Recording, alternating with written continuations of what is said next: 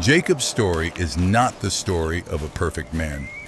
It is the story of a man who struggled from the beginning, struggled with his brother, struggled with his family, struggled with circumstances, and eventually struggled with God himself. And yet, through all of it, God chose him. That choice raises uncomfortable questions. Why would God build a nation through someone who deceives, manipulates, and schemes? Why would divine promises move forward through family conflict and moral ambiguity? Jacob's life forces us to confront the reality that God's purposes are often carried forward by imperfect people. His story begins before he was even born. Isaac and Rebekah had been married for 20 years without children. In the ancient world, childlessness carried deep social and emotional weight. It was often interpreted as divine disfavor. For Rebekah, every passing year without a child would have felt like both personal failure and public shame. Isaac, remembering the miraculous way his own parents had conceived him in old age, prayed. Genesis tells us simply, Isaac prayed to the Lord on behalf of his wife, and the Lord answered his prayer. Rebekah became pregnant, but the pregnancy was not peaceful. She felt violent movement within her womb, so intense that she questioned why it was happening at all. In distress, she sought the Lord. The answer she received would shape history. 2 nations were in her womb. 2 peoples would be separated. The older would serve the younger. This prophecy overturned cultural norms. In that society, the firstborn son inherited leadership, authority, and a double portion of the estate.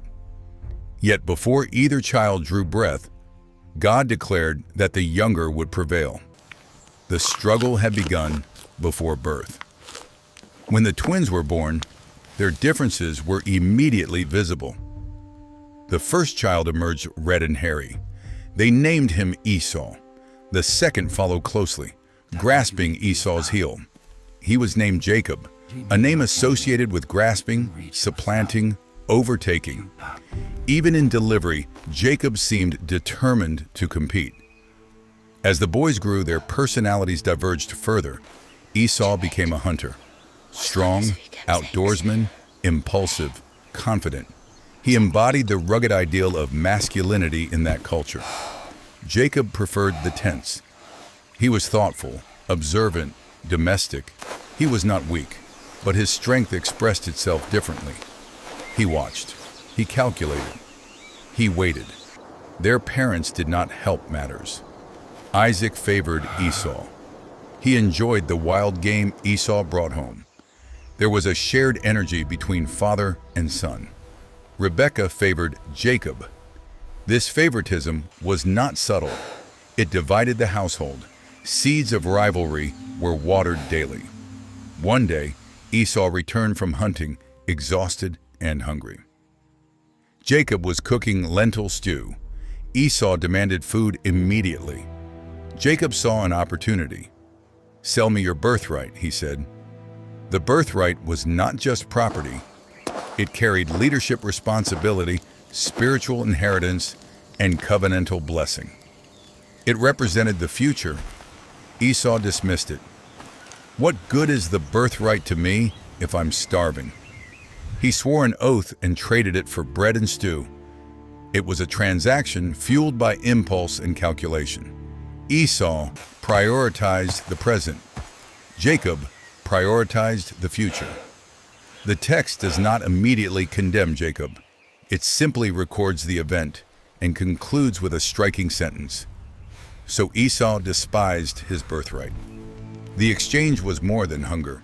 It revealed character. Esau treated sacred inheritance casually. Jacob valued it enough to scheme for it. This decision would echo for generations. Years later, Isaac grew old and nearly blind. He believed death was near. He called Esau. "Go hunt game for me. Prepare the food I love. Then I will bless you before I die." In that culture, the father's blessing carried prophetic authority. It shaped destiny. Rebekah overheard. She remembered the prophecy spoken before the twins were born. She believed Jacob was meant to receive the blessing, but instead of trusting God to fulfill it, she designed a plan. She instructed Jacob to bring 2 young goats. She would prepare them to taste like wild game. Jacob would impersonate Esau. Jacob hesitated, not out of moral concern, but fear of being caught. What if he touches me? Rebekah took responsibility. Let the curse fall on me. She dressed Jacob in Esau's clothes and covered his smooth skin with goat hair. The deception was elaborate. When Jacob entered Isaac's tent, tension filled the space. "Who are you, my son?" Isaac asked. "I am Esau." The lie deepened. Jacob even invoked God's name to explain how he found the game quickly. Isaac sensed something was wrong. The voice sounded like Jacob's, but the hands felt hairy. Trusting his sense of touch over hearing, Isaac pronounced the blessing. It was powerful. Abundance, dominion, authority over brothers, covenantal favor. The prophecy was fulfilled, but through deception. Moments later, Esau entered. When Isaac realized what had happened, he trembled violently, but he did not revoke the blessing. "He will be blessed," Isaac said. Esau wept bitterly. Only then did he fully understand what he had lost. Esau's pain turned to rage. He planned to kill Jacob after their father's death. Rebekah intervened again. She urged Jacob to flee to her brother Laban in Haran. Isaac sent Jacob away with another blessing, this time knowingly reaffirming the Abrahamic covenant. Jacob left home not as a triumphant heir, but as a fugitive. He carried the blessing, but he also carried fear. The man who had manipulated his way into destiny now faced uncertainty alone. On his journey, Jacob stopped for the night in an open field. He used a stone as a pillow. For the first time in his life, he was alone. No mother to guide him, no father to deceive, no brother to compete with. In that vulnerable moment, God appeared to him in a dream. He saw a stairway reaching from earth to heaven, with angels ascending and descending. Above it stood the Lord. The message was clear. The promises given to Abraham and Isaac now belonged to Jacob. Land, descendants as numerous as dust, blessing to all nations, divine presence wherever he went. This encounter changed something in him. When he awoke, he said, "Surely the Lord is in this place, and I did not know it." He set up the stone as a pillar and named the place Bethel, House of God. Then he made a vow. It was conditional, reflecting his developing faith. "If God will be with me, then the Lord will be my God." Jacob was beginning to move from inherited belief to personal relationship. The schemer was slowly becoming a seeker. Jacob eventually reached Haran. At a well, he encountered shepherds and learned that his uncle Laban's daughter Rachel was approaching with sheep. When Rachel arrived, Jacob rolled away the heavy stone covering the well, alone. It was an act of strength and perhaps of impression. He introduced himself and wept openly. After years of tension, exile, and fear, he had reached family. Laban welcomed him warmly. But this relationship would not remain simple. Jacob, who had once deceived his father, was about to meet someone equally skilled in manipulation. Jacob fell deeply in love with Rachel. When Laban asked what wages he desired, Jacob offered 7 years of labor in exchange for her hand in marriage. 7 years. The text says they felt like only a few days because of his love. It is one of the rare tender moments in Jacob's story. But on the wedding night, Laban deceived him. Under the cover of darkness, Laban sent Leah, the older daughter, into Jacob's tent. By the time Jacob realized the truth, it was morning. "Why have you deceived me?" Jacob demanded. The irony was undeniable. The deceiver had been deceived. Laban justified himself. "It is not our custom to give the younger before the older." Jacob agreed to work another 7 years for Rachel. He now had 2 wives, and the cycle of favoritism continued. Jacob loved Rachel more than Leah. Family tension intensified. When Jacob arrived in Haran, he was a young man running from consequences. Years later, he would leave as the head of a large, complicated family. But the transformation between those 2 moments would not be quick, and it would not be gentle. Jacob's time in Haran was marked by love, rivalry, manipulation, hard labor, prosperity, resentment, and slow spiritual growth. He had deceived his father. Now he would live under a master deceiver. 2 sisters, 1 husband. After the wedding deception, Jacob found himself married to Leah instead of Rachel. Laban explained it as cultural custom. The older daughter must marry first. Jacob agreed to work another 7 years for Rachel. Within a week, he was married to both sisters. But love was not divided equally. He loved Rachel more. Leah lived in the shadow of that truth every day. Scripture tells us that when the Lord saw Leah was not loved, he enabled her to conceive, while Rachel remained barren. Leah bore a son and named him Reuben, saying, "It is because the Lord has seen my misery. Surely my husband will love me now." Her words reveal her longing. She bore another son, Simeon, then Levi, then Judah. With each child, she hoped to secure Jacob's affection. Rachel, watching her sister bear sons, grew jealous. In desperation, she gave her servant Bilhah to Jacob as a surrogate. Bilhah bore Dan and Naphtali. Leah responded by giving her servant Zilpah, who bore Gad and Asher. The household became a place of competition disguised as blessing. Children were born not only out of love, but rivalry. Eventually, Leah bore Issachar and Zebulun, and a daughter named Dinah.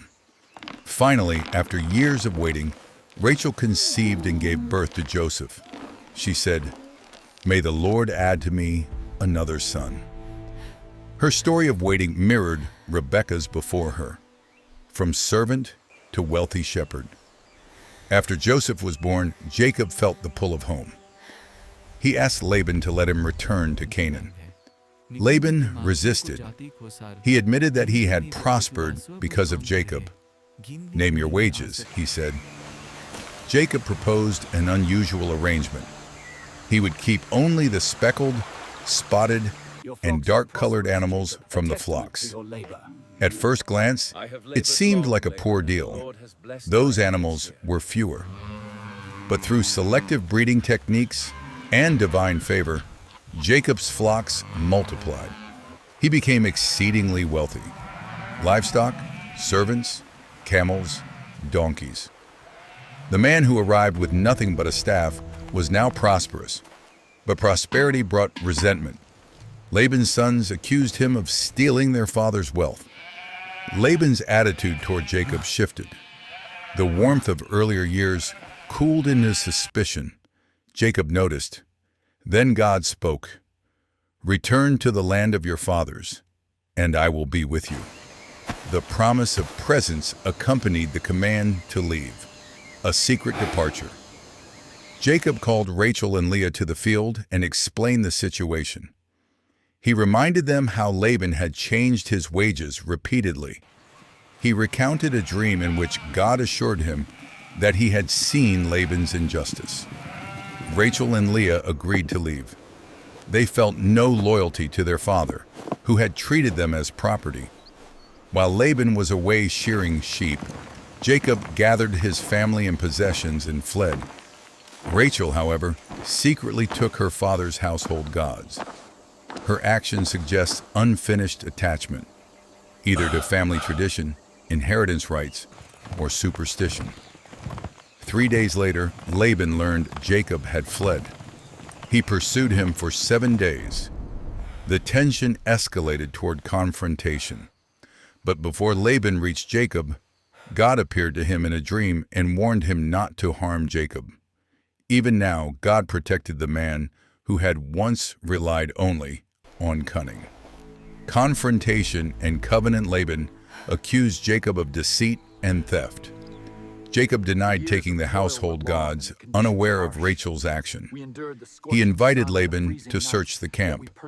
Rachel hid the idols and prevented her father from discovering them by claiming she could not stand due to her menstrual period.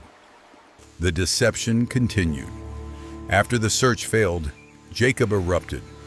For 20 years, he had labored under harsh conditions. He described scorching days, freezing nights, sleepless vigilance. He bore losses personally when animals were stolen. He had worked 14 years for the daughters and 6 for the flocks. "Unless the God of my father had been with me," he declared, "you would have sent me away empty-handed." This was different from the Jacob who once trusted only his own schemes. He now acknowledged divine protection. Laban, realizing he could not overpower Jacob, proposed a covenant. They built a heap of stones as a witness. Neither would cross it to harm the other. Laban kissed his daughters and grandchildren and returned home. The chapter of Haran closed. Jacob moved forward, not as a fugitive, but as a patriarch. The fear of Esau. As Jacob approached Canaan, an unresolved shadow loomed. Esau, the brother he had wronged, the brother who once planned to kill him. Jacob sent messengers ahead. They returned with troubling news. Esau was coming to meet him with 400 men. Jacob was terrified. Old guilt resurfaced. He divided his camp into 2 groups, thinking that if one were attacked, the other might survive. But something had changed in him. He prayed, "O God of my father Abraham, I am unworthy of all the kindness you have shown me. I had only my staff when I crossed this Jordan, but now I have become 2 camps." He reminded God of his promise. He admitted fear. It was an honest prayer. Jacob also sent generous gifts ahead, livestock in waves, hoping to appease Esau. He prepared spiritually and strategically. Faith and prudence worked together. The night at the Jabbok. That night, Jacob sent his family across the Jabbok River. He remained alone, and then it happened. A man wrestled with him until daybreak. No introduction, no explanation, just struggle. This was not merely physical combat. It symbolized a lifetime of striving. When the man saw that he could not overpower Jacob, he touched Jacob's hip and dislocated it. Even wounded, Jacob refused to let go. "I will not let you go unless you bless me." The man asked, "What is your name?" Jacob. The question forced him to declare his identity, the supplanter, the deceiver. Then came the transformation. "Your name will no longer be Jacob, but Israel, because you have struggled with God and with humans and have overcome." Jacob received a new name, a new identity. He limped away at sunrise, blessed, wounded, changed. He named the place Peniel, saying, "I saw God face to face, and yet my life was spared." The limp would remain for life. A physical reminder that transformation often comes through struggle, reconciliation with Esau. The next morning, Jacob saw Esau approaching. He arranged his family strategically, placing Rachel and Joseph at the back. Then he walked ahead and bowed 7 times. It was a posture of submission. Esau ran toward him, embraced him, kissed him. They wept. The reunion defied expectation. Years of anger dissolved in tears. Jacob insisted Esau accept his gifts. "Seeing your face is like seeing the face of God," he said. The brothers parted peacefully. The feared confrontation became reconciliation. Jacob had feared destruction. He found mercy. A new settlement, new trials. Jacob settled first at Succoth, then near Shechem. He bought land and built an altar. For a moment, it seemed peace had arrived. But tragedy struck. His daughter Dinah was assaulted by Shechem, a local ruler's son.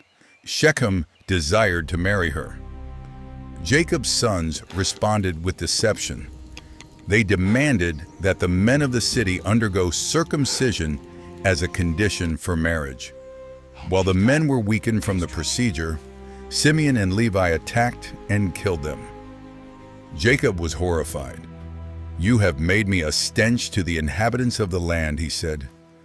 Once again, violence followed deception. The cycle repeated. Return to Bethel. God instructed Jacob to return to Bethel, the place of his dream.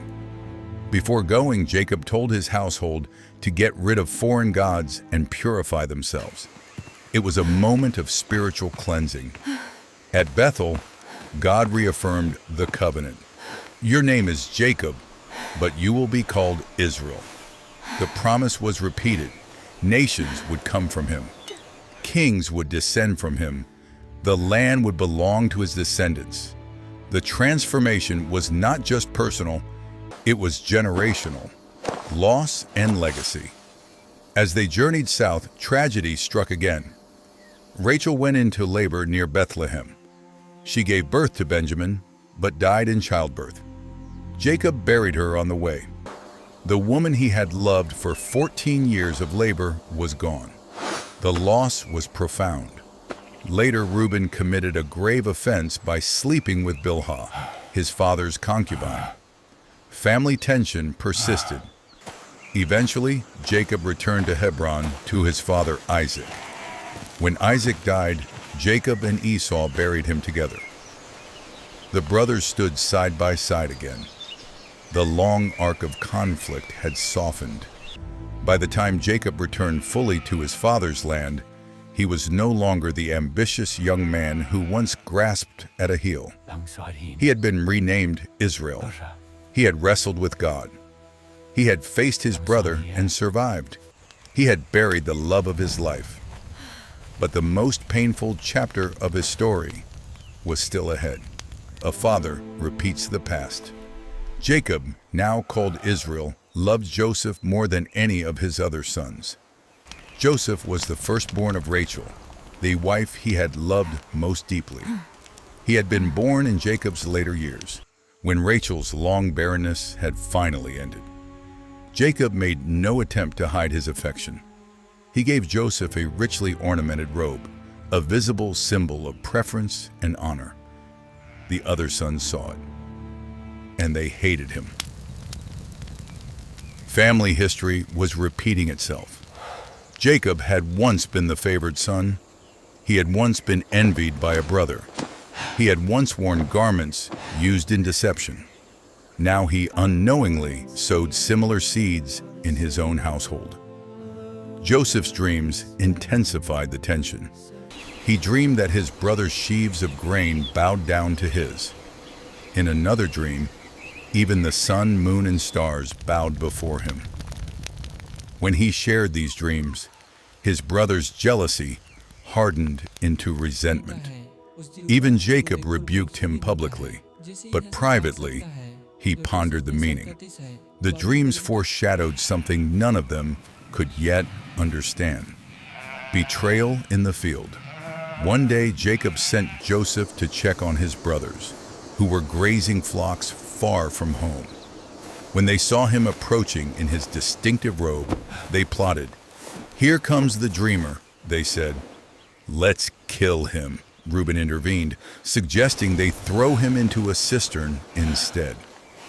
He planned secretly to rescue him later. They stripped Joseph of his robe and cast him into the empty pit.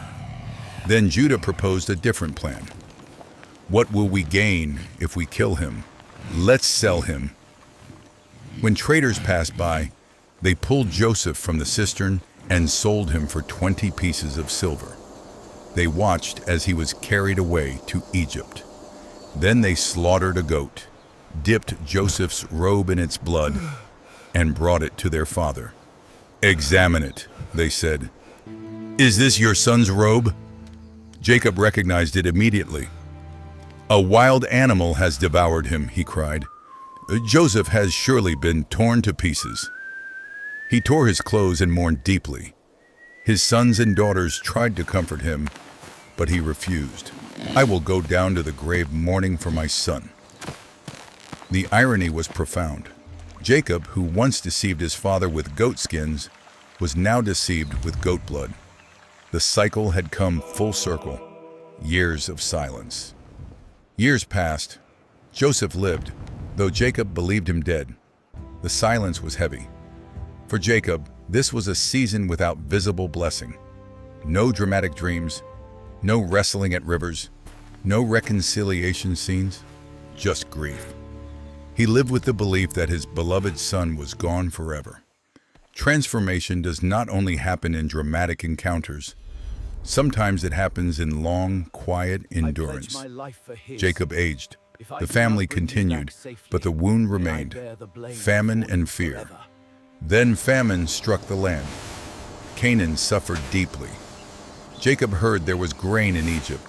He sent his sons to buy food, all except Benjamin, Rachel's other son. He would not risk losing him too. Unknown to Jacob, the governor of Egypt was Joseph. When Joseph saw his brothers, he recognized them. They did not recognize him. Through a series of tests, Joseph eventually required them to bring Benjamin to Egypt. This terrified Jacob. "You have deprived me of my children," he said. "Joseph is gone. Simeon is gone. Now you want Benjamin too. Everything is against me." For a man once defined by cunning, this was a moment of helplessness. Eventually, necessity forced his hand. Judah guaranteed Benjamin's safety with his own life. Jacob sent them with gifts, double silver, and a prayer. "May God Almighty grant you mercy." Then he added words filled with surrender. "If I am bereaved, I am bereaved." The man who once manipulated outcomes was now releasing control. The revelation. In Egypt, Joseph finally revealed himself to his brothers. They were terrified, but Joseph spoke words of extraordinary maturity. "You intended to harm me, but God intended it for good." He instructed them to bring their father to Egypt. When the brothers returned to Canaan and told Jacob Joseph was alive, he did not believe them.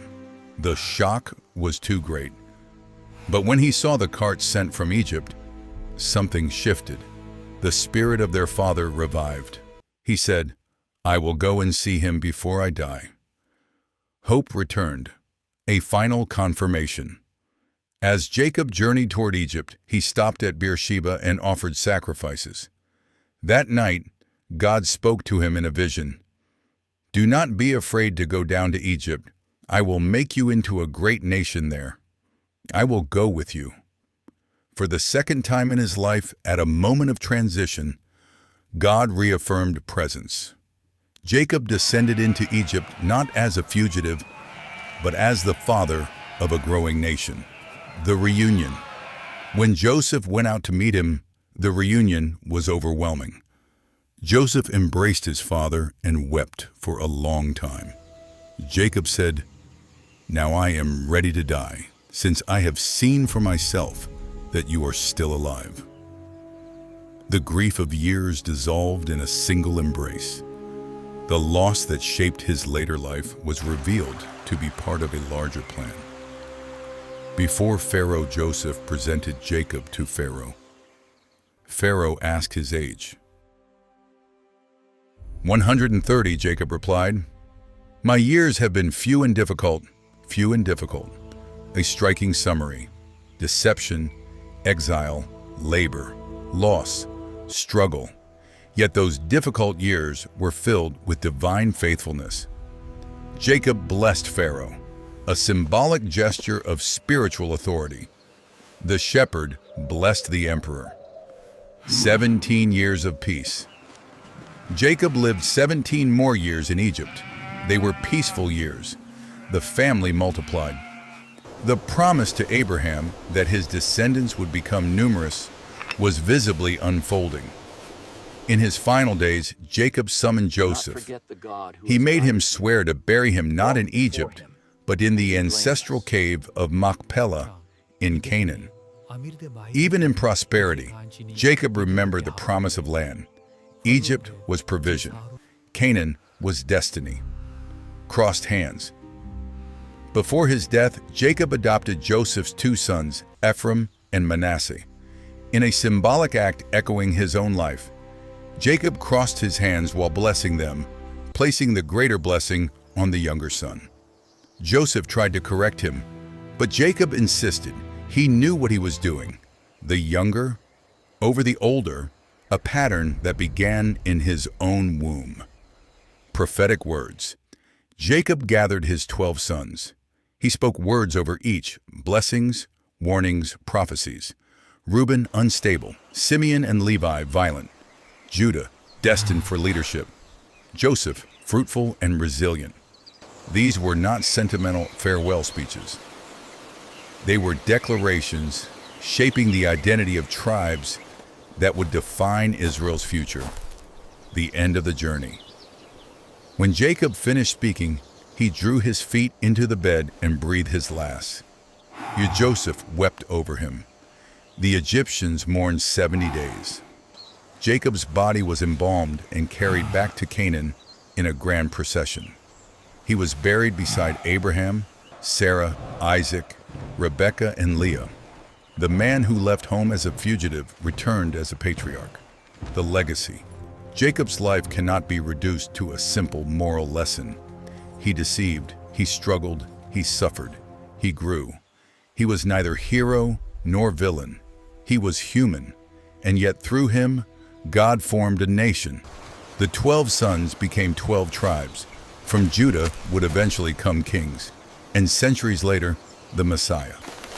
Jacob's transformation from supplanter to Israel reminds us that identity is not fixed. He began by grasping at heels. He ended by blessing generations. He began by manipulating outcomes.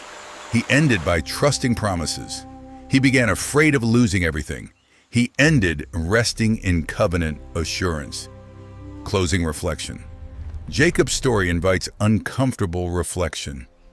Have you ever tried to force outcomes instead of trusting timing? Have you ever lived with consequences of past choices? Have you wrestled internally between fear and faith? Jacob did, and he limped away from that struggle changed. His life teaches that transformation often comes slowly. God does not discard flawed people. He works through them. The journey from Jacob to Israel was not instant. It took decades. It took loss. It took wrestling. But the promise held. And the God who met him in exile, at rivers, in dreams and in famine, remained faithful. Jacob's story ends in burial, but his legacy continued in a nation. And the question his life leaves us with is simple. Will we cling to control or will we cling to God? Because sometimes blessing comes not to those who never struggle, but to those who refuse to let go.